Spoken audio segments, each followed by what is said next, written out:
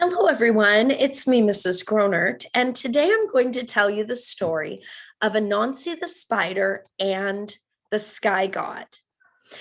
Anansi the Spider's stories are loved by people all around the world today, but they originated in the country of Ghana in West Africa and were originally told by the Ashanti people. We can thank them for the story, Anansi the Spider and the Sky God, that I'll be telling today. Now, years and years and years ago, there were no stories on the earth. People were very sad a lot of the time because they had no stories to tell or to talk about. And there wasn't a lot for them to do. But Anansi the Spider knew that the stories were held by the Sky God, and he wanted to do something to get those stories and bring them to the earth to help make the people of the earth happy. This is the story of how Anansi the Spider brought stories to the earth. Anansi had been noticing that many people around the earth were feeling very sad, and he wanted to do something to help them. Anansi knew that all of the stories were held by the Sky God in the sky. So he decided he would go there and win the stories for the people of the earth. And that's just what he did. He made a giant spider web that reached up, up, up, all the way into the sky. And then brave Anansi the Spider climbed up the spider web. When he got there, he knew that he needed to be careful with how he treated the Sky God so that he could win the stories. So Anansi climbed up, and when he got up to the sky, to the home of the Sky God, he got down on his knees and he said, "Oh, please, God of the sky, will you give me your stories so that I can bring them to the people of the earth and make them happy?"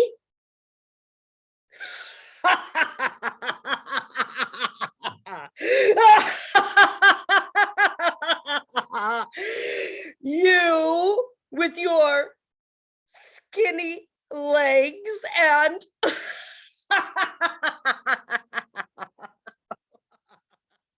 small body, you think you can pay the price it takes to buy my stories? Well, warriors and princes and kings have come to try to win my stories, but none of them have been successful. And you, skinny legs, you think you can do it? Yes, said Anansi. I would like to know, what is the price of your stories? Well, I'll tell you, but there's no way you are going to be able to pay my price. Tell me, what is your price?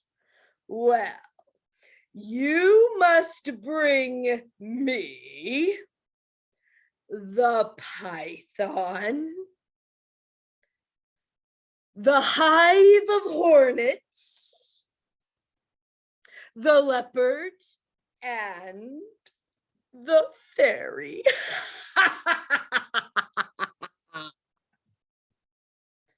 I will do that, said Anansi. So he climbed back down his spider web to the earth. And when he got there, he went to his wife and said, "Oh, wife, I now know the price that I must pay to bring the stories to the earth." And she said, "Oh, that's very good. I will help you with anything you need because I know you are so smart. You'll be able to do this. And the first thing I need to do is capture the python." Well, Anansi and his wife thought for a very long time about how to capture the python. And when they came up with a plan, they went out walking where the python lived. Anansi went out walking with a very long walking stick. And he was talking as if his wife was right next to him. "Oh, the python is not nearly this tall. Oh, I'm certain of it. That python is not as tall as my walking stick." "Oh, I think you're wrong. I think the python might be taller." "Oh, no, the python's not this tall."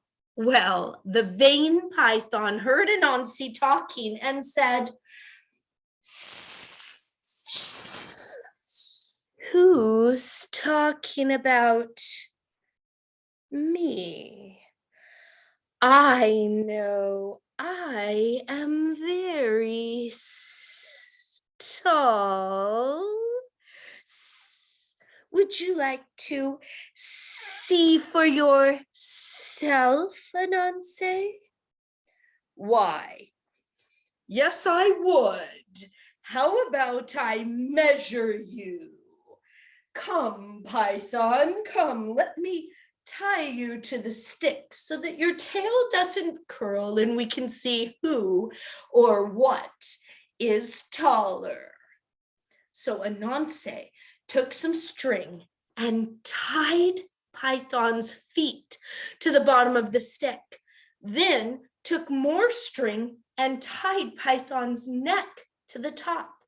Now, once Python was tied there, Python said to Anansi, "Look, I am taller than this walking stick. See, I told you." And Anansi looked at Python and laughed. "Python, I never needed to measure you. You're stuck, and I'm going to bring you with me to the sky god so that I can bring the stories to the people of the earth." So he took the stick with the python tied to it back to his home and came up with a plan to capture the hornets. For this plan, Anansi had a large gourd, a banana leaf, and then he filled the gourd with water. Now, he went out to where the hornets lived. When he got very close, he poured the water on his head so he was dripping wet. And he had the gourd and the banana leaf. And he went to the hornets and said, "Oh, my friends, hornets, you wouldn't believe the rains are coming. Look how wet I am. You must protect your wings from getting wet. Come into my gourd. I'll keep you dry." And the hornets thought that was a very good idea. So they buzz,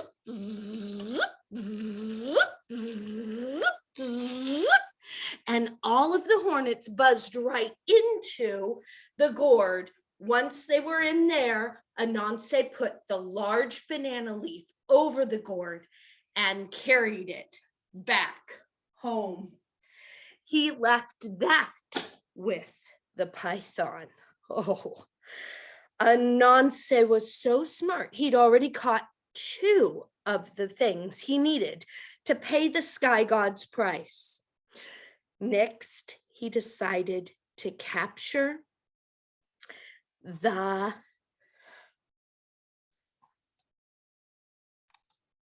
leopard. Now, Anansi decided to go out to where the leopard hunted, and he dug a big hole in the ground. And then he covered the leopard up, the hole up with leaves so that the leopard would not see it at all.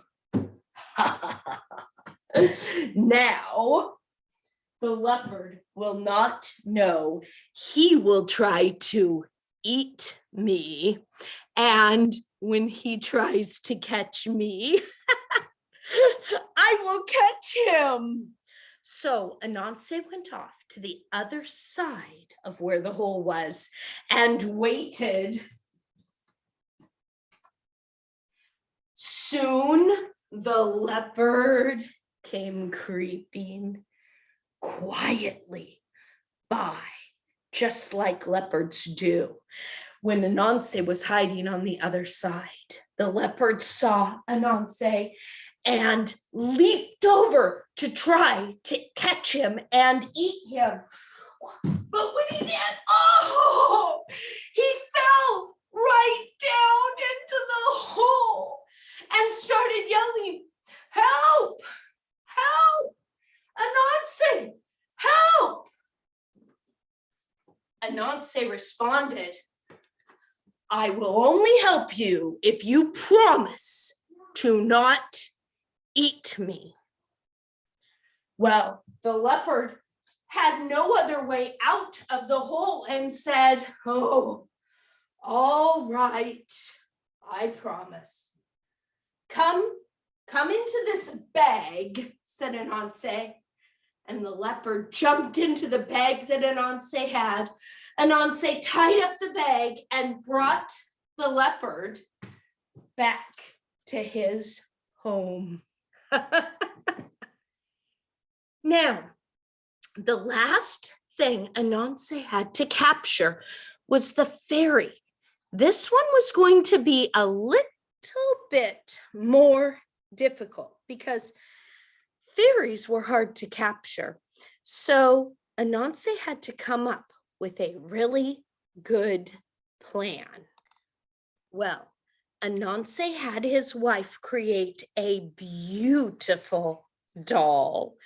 Then he took the doll and covered it with sticky sap everywhere so that if you touched it, you'd stick to it.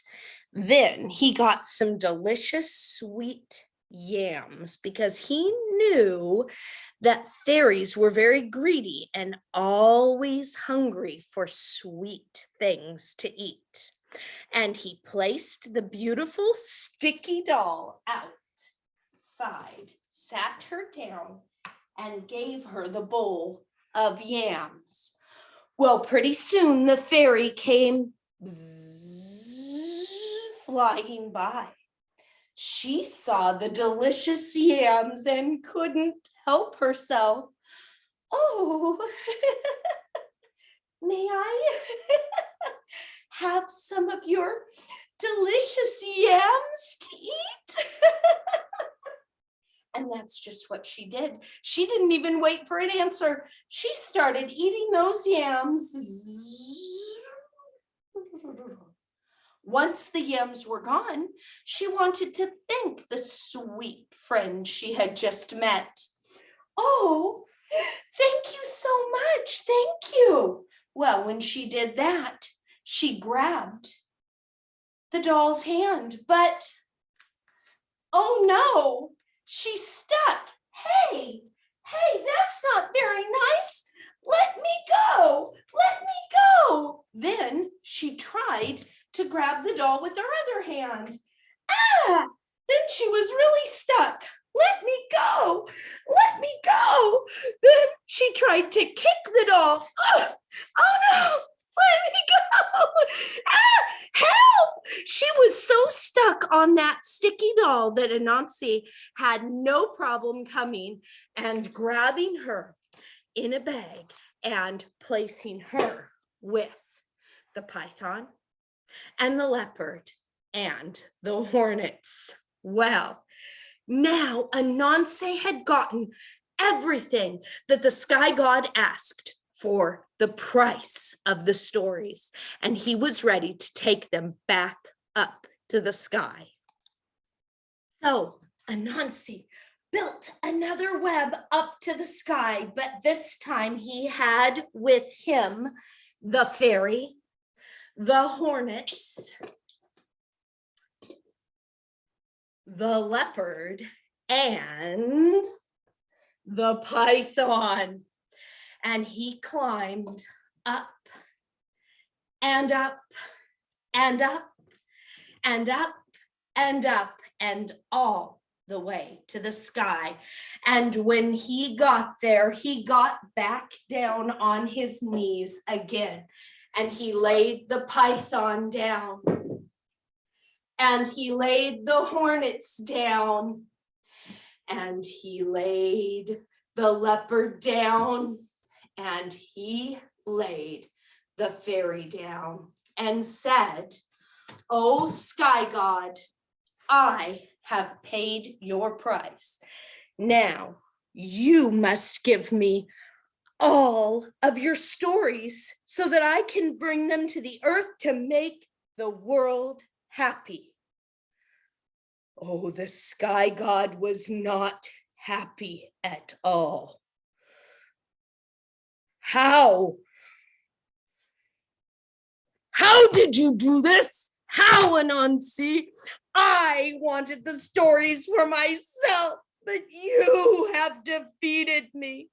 You have paid my price, and now I must give you the stories.